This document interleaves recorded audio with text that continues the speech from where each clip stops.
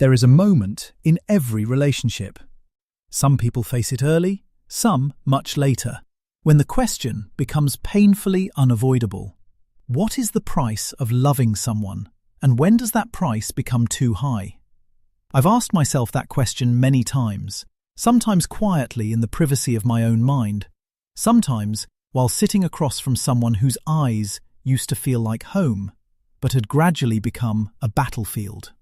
And over the years, through heartbreaks of my own, through the stories people have brought to me, through the quiet confessions whispered when someone reaches their breaking point, I've learned a truth that isn't romantic, but it is liberating. Love can survive many hardships, but it cannot survive certain betrayals without taking your soul down with it. We glorify forgiveness as if it were the ultimate virtue in relationships, but forgiveness without discernment is how people lose themselves completely. Forgiveness without boundaries is how people shrink emotionally, spiritually, and psychologically in ways they barely notice happening.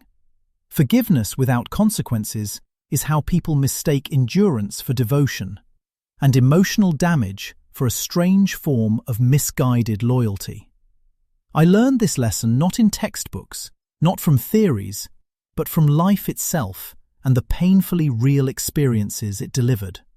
From watching people I care about crumble under the weight of someone else's choices, decisions, and emotional irresponsibility. From watching individuals justify their suffering because they believe love should be unconditional, even when the conditions are slowly destroying them. And maybe the most painful lesson of all is realizing that some acts aren't mistakes. They're decisions made with full awareness. And decisions reveal character far more clearly than apologies, excuses, or promises ever could in any circumstance. So today, I'm not here to romanticize endurance or encourage survival in relationships that quietly kill your spirit. I'm here to talk about the betrayals that break you, the ones you should never excuse, never minimize, never rationalize in the name of love. Not because forgiveness is wrong, but because these betrayals don't merely damage a relationship, they erode the very foundation of your identity. There are lies that people tell to protect someone's feelings. Awkward, uncomfortable, sometimes misguided, but rooted in the desire to avoid harm. And then there are lies that exist to rewrite reality itself, reshaping truth until you can no longer trust your own perception. I once loved someone who lied the way some people breathe. Not always dramatically, not always maliciously, but constantly and effortlessly.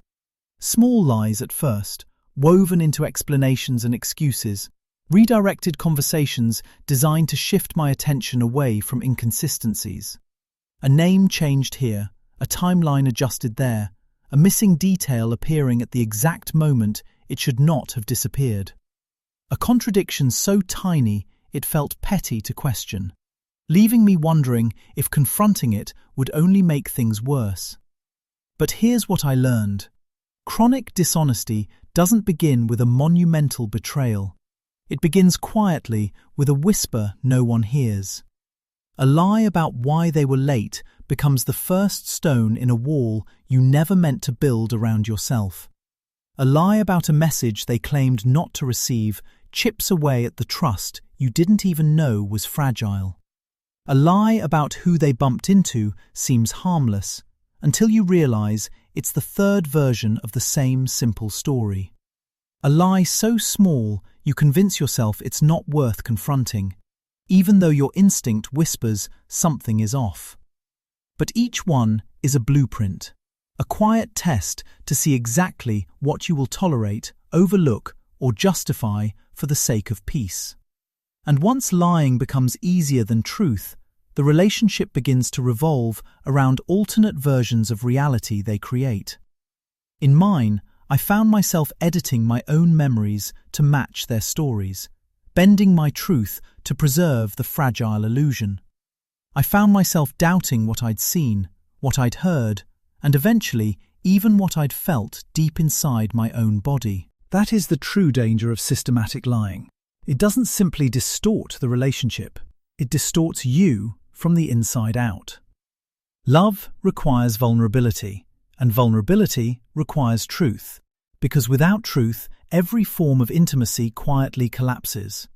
When truth disappears, emotional intimacy becomes impossible. All that remains is performance and interpretation. One person spins stories, the other tries to interpret them, and both drift further away from anything real or grounding. There is a kind of betrayal that isn't about what was hidden, but what was taken. You're grounding in reality itself. Once someone feels entitled to reshape truth at will, they're not protecting you, they're protecting their own power. Never forgive a pattern of deception, because dishonesty multiplies quickly and corrodes everything it touches. Because lying isn't just dishonesty, it's the erosion of the world you're trying to build together with sincerity. I remember the first time someone I cared about turned me into a punchline, wrapped in a joke that wasn't funny. It wasn't cruel at first, at least not obviously. It happened casually during a dinner with friends who didn't notice. A joke about something I struggled with slipped out effortlessly, framed as harmless when it cut deeper than expected. A playful jab that made everyone laugh while I forced a smile, pretending I wasn't shrinking a little inside. I brushed it off in silence, telling myself, it's nothing, they didn't mean it, I'm overreacting as usual. But over time, the jokes grew sharper, more specific, and crafted in ways that exposed my private wounds publicly. The audience grew larger, and somewhere along the way, I realized I had become a character in stories told at my expense. This is a betrayal that sneaks up on you, because it wears the mask of humor and hides behind shared laughter. The person who is supposed to protect your dignity becomes the one stripping it away in front of others. The world sees a couple laughing together, but behind the scenes, you feel smaller every time the joke lands. And when you finally speak up, the response is always the same dismissive chorus designed to silence your discomfort.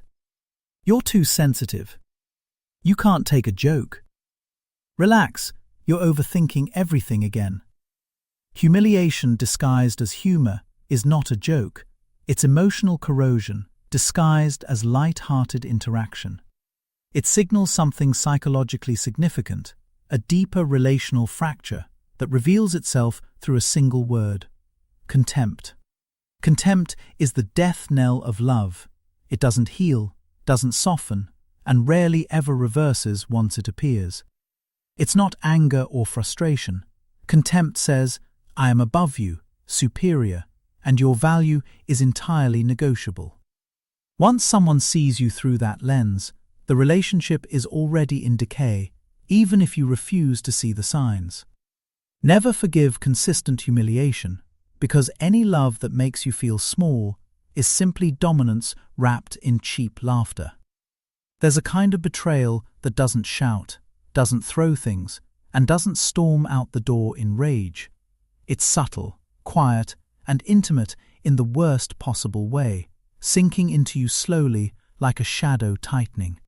It is manipulation, the softest and most dangerous form of emotional betrayal a person can experience unknowingly. I remember the first time someone I loved used my heart against me, bending my trust into emotional leverage. I had expressed a boundary, something simple, reasonable, and rooted in mutual respect for both our needs. They responded with tears, guilt, and emotional collapse, whispering, "If you loved me, you wouldn't ask this of me." It's astonishing how quickly guilt can feel like responsibility when you care deeply and want to avoid hurting someone. Manipulation doesn't look like control at first. It looks like vulnerability, softness, and a plea for deeper closeness. It looks like emotional need, disguised as love, wrapped in gestures that feel tender but tighten around you slowly. It looks like someone reaching for you, but with hands that don't hold you, only pull you deeper into obligation. There are people who don't threaten you with anger because that would be too obvious to recognize immediately. They threaten you with suffering, turning their pain into your responsibility and their emotions into your burden. "If you leave me, I don't know what I'll do. becomes a weapon disguised as vulnerability and emotional truth. "I guess I'm just not enough for you," becomes a hook lodged into your empathy, demanding reassurance constantly. "You're the only one who understands me. Don't abandon me like everyone else," becomes the trapdoor closing. What they want isn't understanding. It's compliance with their emotional rules and unspoken expectations of control. What they want isn't closeness. It is power hidden behind affection and disguised as emotional honesty. What they want isn't love. It's leverage disguised cleverly enough to pass as romantic vulnerability. Manipulation is betrayal in its most refined form, the betrayal of your own instincts and emotional clarity. It turns your empathy into a trap you can't escape, using your compassion as the leash that keeps you tethered. And the worst part is that it makes you doubt yourself, your perceptions, and your emotional intuition completely. People in manipulated relationships often say the same heartbreaking sentence: "I don't recognize myself anymore." Because manipulation is not an argument, it is an erosion of your internal compass and deepest sense of truth. You begin to bend yourself to avoid conflict, sacrificing your own boundaries just to keep the peace momentarily. You begin to silence your needs to prevent guilt, apologizing for wanting basic respect and emotional honesty. You begin to mistake peace for walking on eggshells, confusing stillness with safety and quiet with love. Never forgive emotional manipulation, because once someone learns they can control you with your own heart, they will never stop. I learned the importance of boundaries the hard way, by loving someone who didn't believe in them at all. It started with curiosity. "Who texted you?" asked lightly, but laced with entitlement I didn't recognize yet. Then concern followed. "Why didn't you tell me you went out?" disguised as care, but rooted in suspicion. Then inspection arrived. "Let me see your messages," framed as honesty, but seeded in control and fear. Then intrusion revealed itself fully. "I looked through your phone while you were asleep because I didn't want to ask." Some people violate boundaries with the confidence of someone checking weather forecasts, casually and without guilt. No hesitation, no remorse, just entitlement cloaked as love or concern to avoid accountability for the intrusion. But here's the truth I discovered. There is no love without freedom, and no intimacy without personal autonomy. People think jealousy is passion, mistaking control for care and possessiveness for emotional depth wrongly. They think surveillance is security, believing monitoring someone creates closeness instead of suffocating trust. But genuine intimacy cannot exist without autonomy, because love cannot survive where freedom has died. When someone crosses your boundaries in the name of love, what they're actually saying is deeply unsettling. "You don't belong to yourself anymore. You belong to me," becomes the silent message behind every controlling act. There's a psychological shift that happens when boundaries are violated repeatedly, slowly shaping your behavior. You begin to anticipate monitoring, preparing explanations for moments you haven't even lived yet. You begin to pre-explain your actions, editing yourself to avoid imaginary conflict and unspoken accusations. You live preemptively defensive, shrinking your world to avoid triggering suspicion you never deserved. This isn't closeness, it isn't commitment, and it certainly isn't devotion in any healthy or loving form. It's possession, a cage built slowly, wrapped in affection, and disguised as care for your well-being. And possession is not love. It's fear wrapped in obsession and painted to look like romantic intensity. Never forgive someone who repeatedly violates your boundaries, because each violation steals a piece of you. Because the moment you stop being a person with autonomy, you become an object to be monitored and controlled. Physical aggression doesn't always begin with bruises. Sometimes it begins with a slammed fist, echoing through a quiet room. Sometimes it begins with a door shattered in anger, splintering the illusion of safety you thought you still had. Sometimes it begins with a phone thrown across the room, carrying a threat no words could express gently. Sometimes it begins with a wall punched inches from your face, close enough to feel the air shift violently. I've seen it happen to people I care deeply about, leaving them shaken long before the first bruise appears. The first violent act is always minimized, by them or their partner, through practiced excuses and fragile promises. They were drunk. They were stressed. They didn't mean it. It won't happen again. But there's something I need you to hear, from someone who has walked alongside many through this painful journey. Violence escalates, always, unfailingly and predictably, no matter how hopeful the apologies may sound. A shove becomes a slap, the slap becomes a punch, and the punch becomes something far more terrifying. A punch becomes a nightmarish version of the person you once trusted, transforming love into a source of fear. Physical aggression is not just a betrayal of safety, it is a betrayal of your basic humanity and dignity. It is the moment when anger becomes a weapon, when frustration becomes force, and when love becomes fear. Nothing justifies it, nothing excuses it, and nothing transforms it into something forgivable or forgettable. Never forgive physical aggression, even once, because the first act is the beginning of a predictable pattern. Because people who lose control somehow only lose it with those who are safest to hurt and least protected. By the time a relationship reaches lying, manipulation, humiliation, or boundary violations, something shifts deeply inside. You start telling yourself stories, not about them, but about you, rewriting your identity to survive their behavior.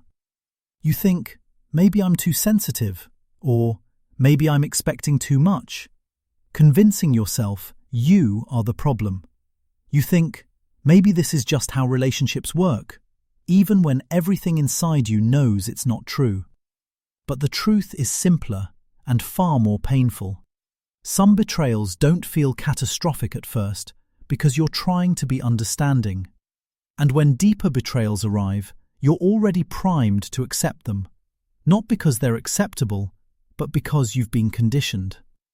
Conditioned to normalize the unacceptable, soften the intolerable, and forgive the unforgivable for the sake of love. Let me take you deeper into the emotional and psychological terrain of the betrayals that follow in silence. These are the betrayals I've watched dismantle people piece by piece, identities slipping away without their awareness. There's a flavor of betrayal that leaves no bruises, but still strips you of everything: stability, dignity, and safety. It doesn't leave marks on your skin, but it tears away at your sense of security and self-worth quietly. It strips not only your money, but your future, replacing possibilities with fear and dependency without your noticing. I've seen people drained financially by someone they loved, and the process is almost always quiet and subtle. It is almost always disguised as partnership, shared dreams, or temporary need, never revealing its true nature early. When I was younger, I watched a close friend fall into a trap so subtle she didn't see it until years later. Her partner would forget their wallet at dinner, making her cover expenses under the illusion of convenience. He would borrow money with promises to pay back soon, promises that dissolved as quickly as they were spoken. He lost his job because of unfair management, then relied on her to cover bills, just until things get better. It didn't happen overnight, it never does. Exploitation grows slowly, hidden under gestures that feel like love. It never looks like exploitation at first. It looks like support, generosity, or sacrifice, designed to disarm you. It looks like love being put to the test, asking you to show loyalty while hiding its true intentions carefully. But here's what I eventually saw with clarity. Financial exploitation is not about money. It's about control. When someone makes you responsible for their financial stability without your consent, it becomes quiet domination. When someone treats your resources as theirs and their resources as secrets, they create a power imbalance. When someone sabotages your opportunities or ambitions to keep you available, they're protecting their control. They are not building a life with you, they are tethering you to a life they control entirely for themselves. Money represents something deeper than currency. It represents choices, safety, independence, and the power to leave. It represents freedom, the ability to walk away if love becomes harmful, manipulative, or outright dangerous. Abusive partners know this, so they weaken your financial independence to make leaving feel impossible emotionally. They know someone who is financially dependent has fewer choices, weaker boundaries, and far less confidence to leave. My friend realized the truth only when she saw her savings vanish and her credit silently collapsing beneath her. She saw her goals abandoned, her ambitions postponed, and her sense of independence slipping quietly out of reach. She said something that broke my heart.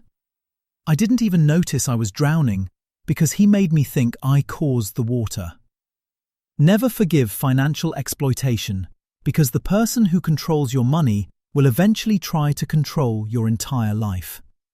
There's a type of betrayal that begins with words that sound flattering, warm, and deeply affectionate at first. "I just want more time with you," they say, painting closeness as love, but hiding their fears underneath it. It feels like we're closer when it's just us. Becomes a gentle push toward isolation, disguised as intimacy. "I don't think your friends really understand you." Becomes a whisper, designed to detach you from your support system. "Your family stresses you out. I'm the only one who truly supports you." Becomes the beginning of emotional confinement. It's intoxicating at first, the idea of being someone's entire world, their safe place, their chosen person always. But isolation doesn't begin with a demand. It begins with encouragement, nudges, and subtle redirections of attention. It starts with gentle discouragement, framed as care, slowly making your connections seem less important over time. You don't see the structure forming around you until the cage is complete and the door quietly locks behind you. I once worked with someone who didn't realize how isolated she'd become until her own apartment echoed with loneliness. She realized she hadn't had a real conversation with a friend in months, because every interaction led to conflict. Her partner disliked her closest friend, then her co-workers, then her brother, each becoming a new target of disapproval. Eventually, she stopped reaching out, because every attempt at connection brought tension she was too exhausted to fight. Humans take the path of least resistance, and withdrawing is easier than constant explanations or emotional battles. So she withdrew quietly, and in that withdrawal, she lost her entire support system without any dramatic arguments. Only a series of "maybe later," "not tonight," and "I'm too tired," stacking quietly into complete emotional isolation. The psychology behind isolation is chillingly consistent across almost every harmful relationship I've encountered. When someone isolates you, they aren't searching for closeness, they are eliminating witnesses to their behavior. They don't want competition for influence, they want complete control over your emotional environment and decisions. They don't want anyone reminding you of your worth, especially when they are working to diminish it carefully. They don't want anyone noticing the red flags you've been taught to ignore through subtle conditioning.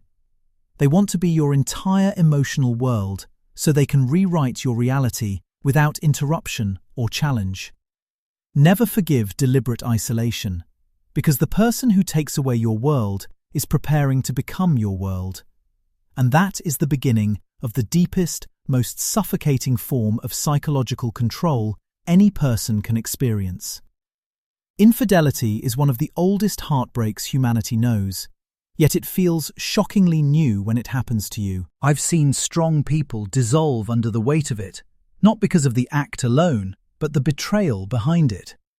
Infidelity is not merely about physical intimacy.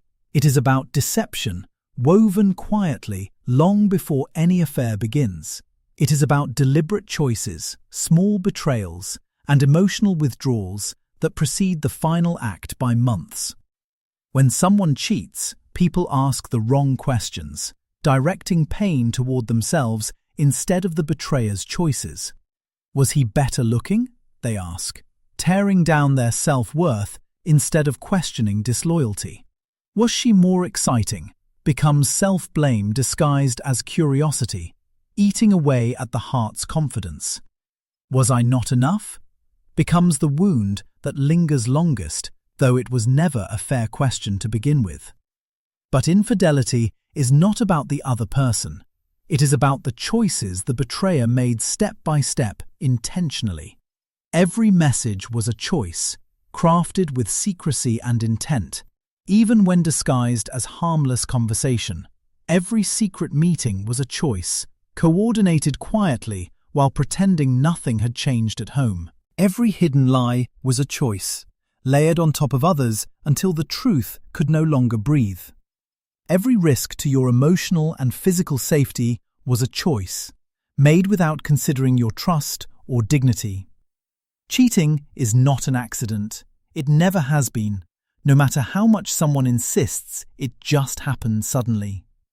Affairs require planning, coordination, secrecy, emotional withdrawal, and a willingness to betray you repeatedly.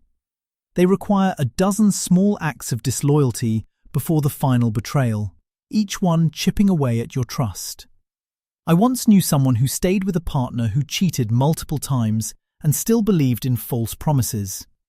When I asked him why, he said, "Each time she came back, she promised she realized how much she loved me." What he didn't understand was the painful truth staring him in the face throughout the entire relationship. She didn't come back because she loved him. She came back because she knew he would always take her back. Infidelity breaks something fundamental in the human psyche, the expectation of safety within intimate connection. For many people, cheating doesn't just destroy trust, it destroys self-concept, shaking the foundation of their emotional identity. They begin questioning their worth, their desirability, and their ability to keep love alive in a committed relationship.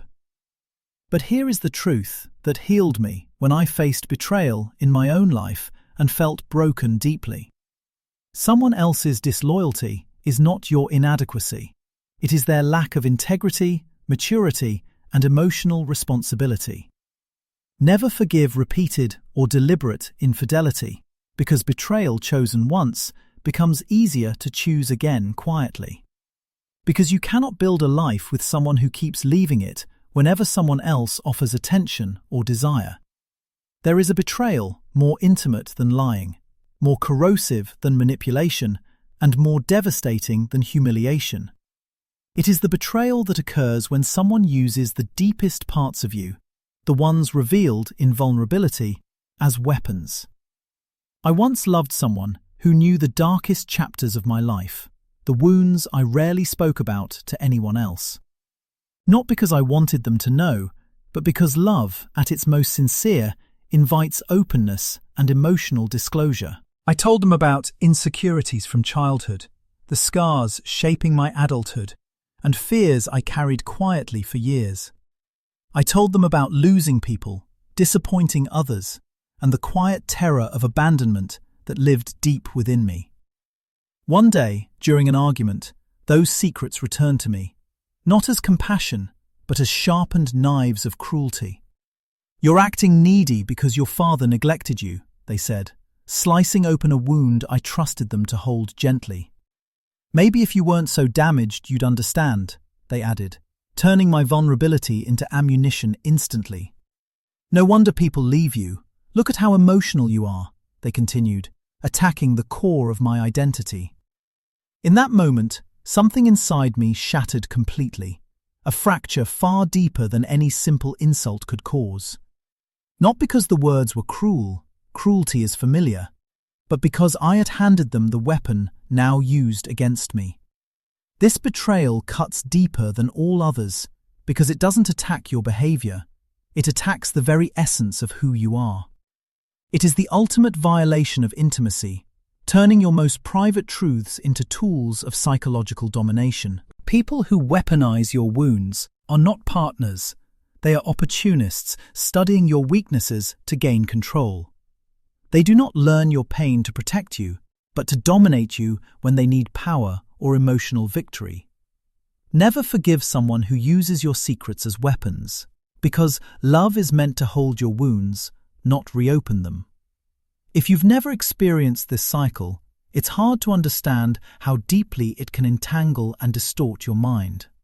If you've been in it, it's impossible to forget, because the emotional scars remain long after the love fades. This is the betrayal that feels like love even as it destroys you, confusing harm with devotion daily.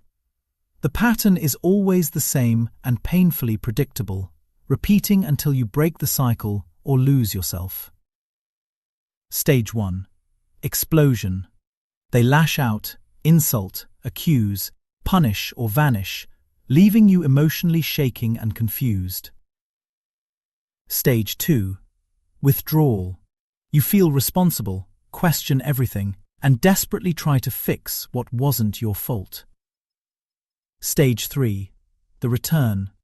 They come back with apologies, tears, grand gestures, and declarations you long to believe. You're the best thing in my life, they say, weaving hope into your wounds like a temporary anesthetic.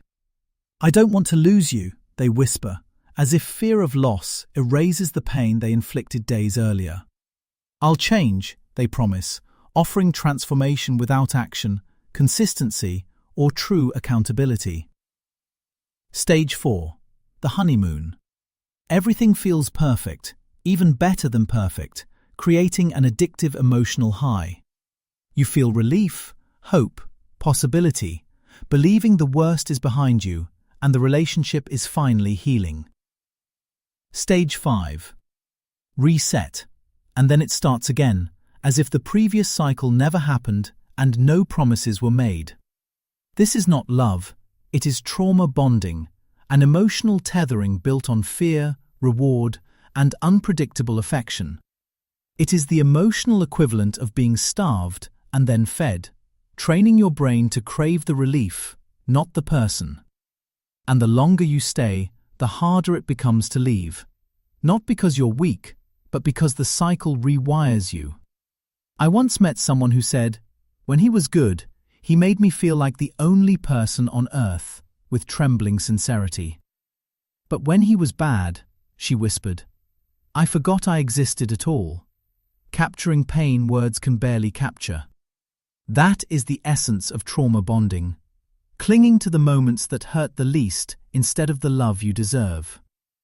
Never forgive the cycle of abuse, because every cycle promises change but delivers deeper emotional destruction. You may wonder why intelligent, compassionate, capable people stay in relationships filled with so much betrayal. I've asked myself the same question many times while listening to stories soaked in pain and confusion. But psychology provides the answers. Answers rooted in human behavior, trauma, and our deep need for connection. The first reason is the sunk cost fallacy. People stay because they've invested years, tears, and dreams into the relationship. Leaving feels like admitting failure, but staying doesn't preserve that investment. It only compounds the loss. The second reason is the fear of loneliness, which terrifies us more than repeated emotional pain ever could. Many would rather endure someone who hurts them than face the unknown silence of solitude and starting over. The third reason is hope for change, a hope anchored in the version of the person they were at the beginning. We cling to the idealized version that once showed up with tenderness before the real one emerged quietly. Hope becomes a cage, convincing you that maybe next time things will finally improve and stay better. The fourth reason is the normalization of dysfunction, especially for those who grew up around instability or chaos. When dysfunction feels familiar, it can feel like home, not because it's healthy, but because it's recognizable. The fifth reason is identity erosion, slowly wearing down your sense of self until you forget who you once were. By the time the worst betrayals occur, the person has already been worn down emotionally, mentally, and spiritually. They have been isolated, manipulated, or financially controlled into believing they have no alternatives available. These forces are powerful, deeply psychological, and not signs of weakness. They are trauma-rooted traps. But recognizing them is the first step toward freedom, clarity, and reclaiming your emotional independence again. I've spent much of my life listening to people's stories, their heartbreaks, broken hopes, and quiet realizations. And somewhere between their trembling confessions and eventual bravery, I discovered a truth that stays with me. The unforgivable doesn't destroy you all at once. It destroys you in fragments too small to notice immediately. And healing is the process of gathering yourself back, piece by piece, slowly reclaiming what was taken from you.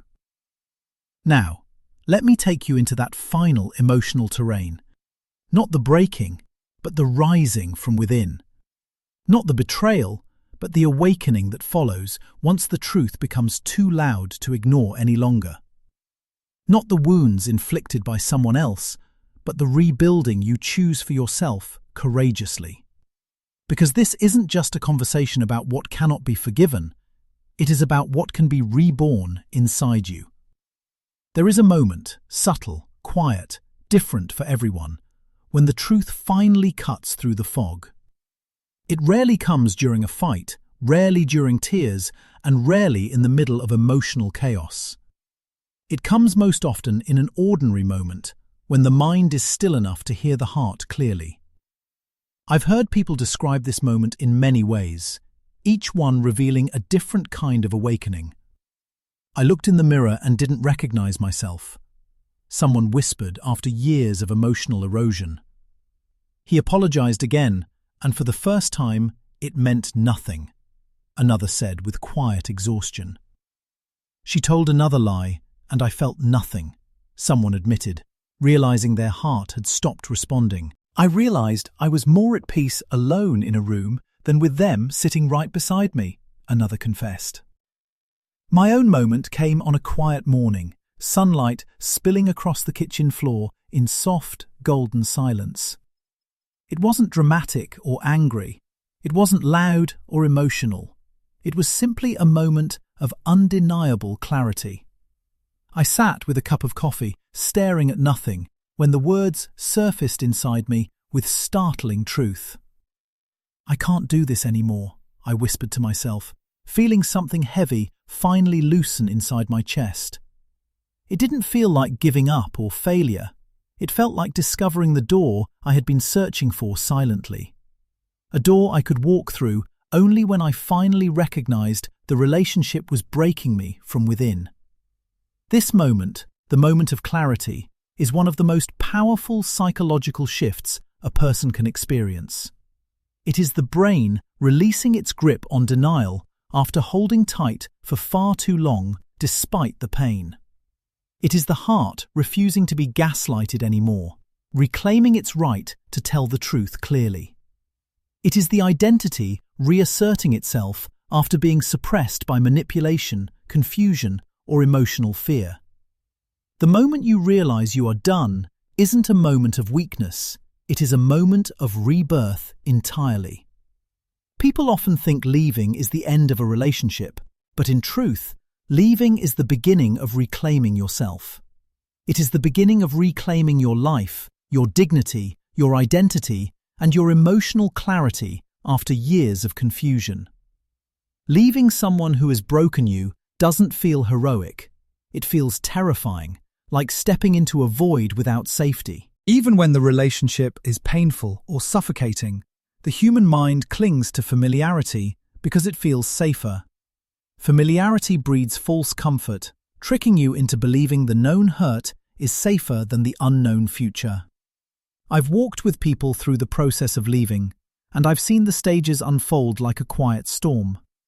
Stage 1 is preparation, when you start mentally listing reasons and replaying conversations inside your mind. You gather strength quietly and secretly, imagining what life might look like once you finally step away. Stage 2 is revelation, when the truth becomes undeniable and the mask finally falls from their behavior.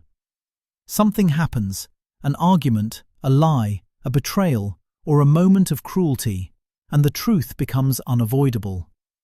You finally recognize that the person standing in front of you is not someone you can grow with anymore.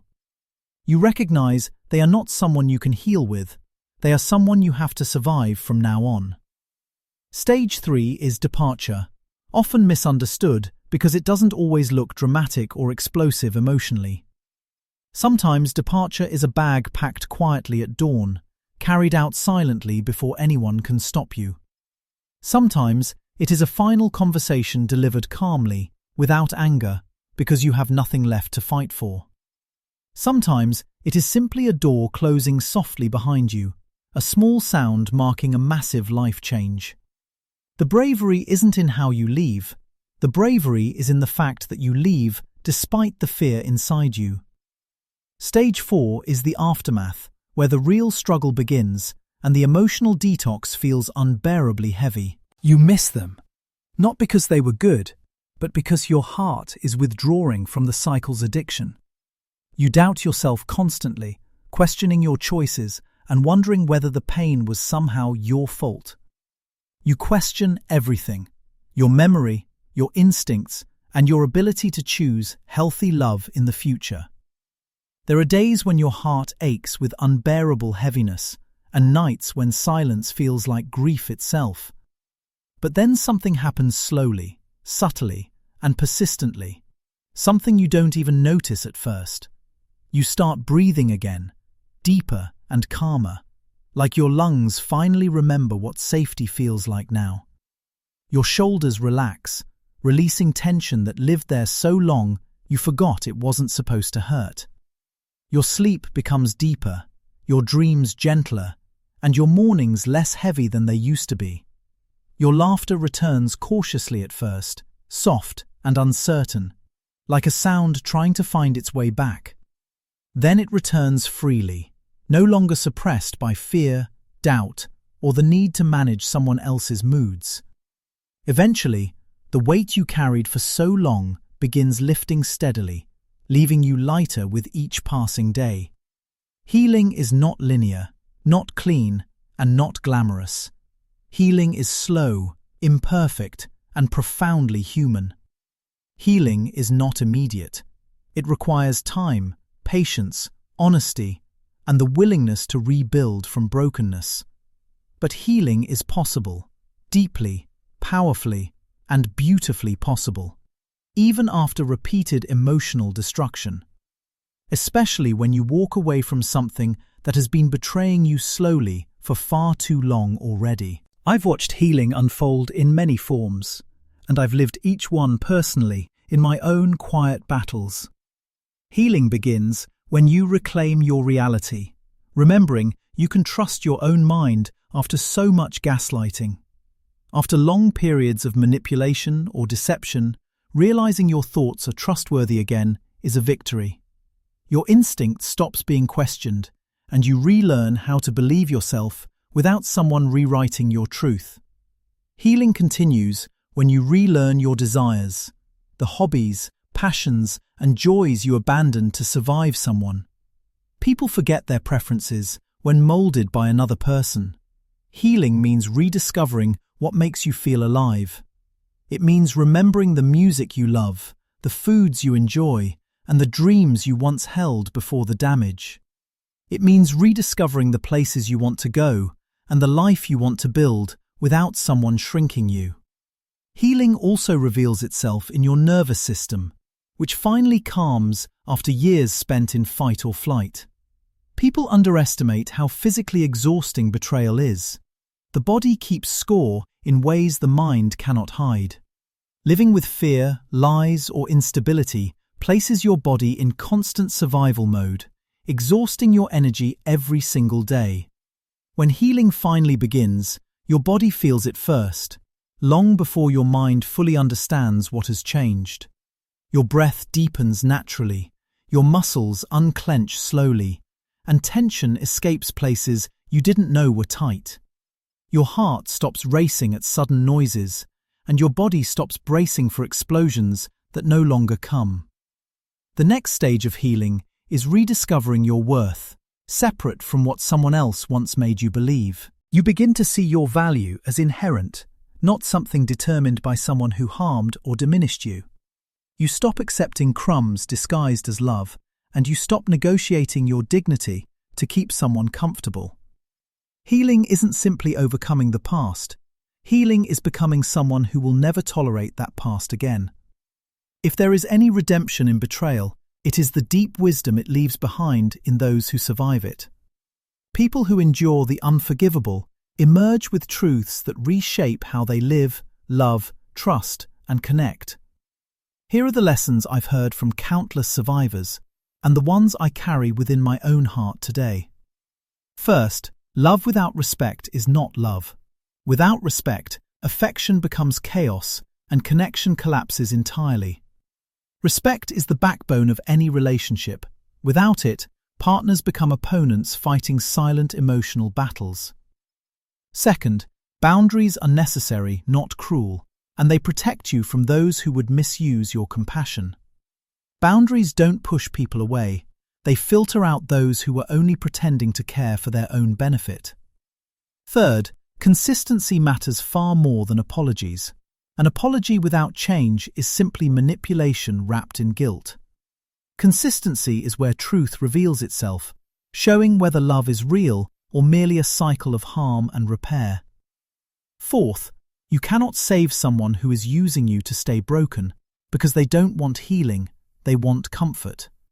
They want company in their dysfunction, and when you try to save them, you inevitably drown in their chaos. Fifth, leaving is an act of courage, not failure. Some relationships don't need more effort, they need an ending. Sixth, being alone is not the enemy. Loneliness is far less painful than being with someone who makes you feel invisible. Seventh, self-respect is cheaper than regaining lost years, because staying in dysfunction only makes you smaller. The longer you stay, the harder it becomes to leave. Not because the relationship improves, but because you shrink. Self-respect must never be negotiable, because compromising it costs more than any heartbreak ever could. People ask me all the time, does real love still exist after everything you've been through emotionally? They ask, can you trust again? And, can you open your heart without fear of being hurt like before? My answer, born from experience and from witnessing hundreds of lives transform, remains simple and unwavering. Yes, real love exists, because pain does not define you. Instead, pain refines you into someone stronger.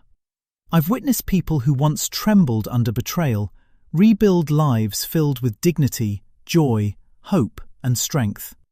I watched a man who doubted his worth after years of humiliation become someone who walks with quiet confidence. I watched a woman who believed she was unlovable after infidelity marry a man who cherishes her wholeheartedly. I watched someone financially drained by a partner start a business and become more independent than ever before. I watched someone who once lived in fear of anger find a partner who never raises their voice in cruelty. Healing doesn't erase the past. Instead, healing transforms your relationship with the past in meaningful ways. The past becomes a teacher, not a prison, guiding you without restricting you or defining your entire life. The past becomes a reminder instead of a chain, shaping resilience without trapping you in old wounds. The past becomes a chapter, not the whole story, allowing you to write new pages with your reclaimed self. If you've recognized yourself in these words, hear this clearly. You are not foolish for loving deeply. but you are responsible for choosing how deeply you continue to suffer in a relationship that betrays you. You do not have to tolerate lies, excuses, manipulation, disrespect, or excuses for violence in any form. You do not have to reconcile with betrayal or endure cycles that repeatedly break your heart and spirit. You are allowed to walk away, even when they say you shouldn't. You are allowed to choose yourself first. You are allowed to start again, no matter how many times someone told you that you couldn't or shouldn't. And here is the truth most people never hear enough, especially when they feel trapped by love or fear. Leaving the unforgivable is not abandoning love. It is protecting the part of you still capable of giving it. A relationship should not demand that you lose yourself, your identity, or the core of who you truly are. A partner should not require that you shrink, silence yourself, or sacrifice your dignity to keep peace. Love should not be paid for with your safety, self-worth, mental stability, or emotional well-being. You deserve a love that feels safe, consistent, respectful, honest, and supportive in every meaningful way. You deserve a love that invites you to grow, rather than confining you inside fear, doubt, or insecurity. You deserve a love that expands your world, not one that restricts it slowly until your world disappears. And you will find it, not because you are perfect, but because you refuse to settle for what harms you. Not because you never made mistakes, but because you finally refuse to forgive the unforgivable anymore. I want you to imagine something for just a moment, letting your mind breathe into the possibility of healing. Imagine the person you were before the betrayal, before the damage, before the love that broke you quietly. Imagine the dreams you carried then, the hopes you held, the laughter that felt effortless and unguarded. Imagine the heart that hadn't yet learned fear, the version of you untouched by manipulation or betrayal. Now imagine who you could be after healing, stronger, wiser, calmer, and more grounded than ever before. Not despite the pain you endured, but because you survived it and learned truths that reshaped your soul. The road from betrayal to freedom is not simple, not smooth, and not linear, but it is deeply transformative. It is the most important emotional journey you will ever take, one that leads you back to your truest self. Because at the end of that road is the person you were always meant to become, unbroken and unafraid. A person who knows their worth intuitively, without needing validation from those who could not value them. A person who honors their boundaries fiercely, with clarity earned through suffering and self-discovery. A person who chooses love without losing themselves, choosing connection without abandoning their identity. A person who can look in the mirror and say with quiet pride, "I came back to myself, fully and completely." And that, more than leaving, healing, forgiving, or beginning again, is the greatest victory of all.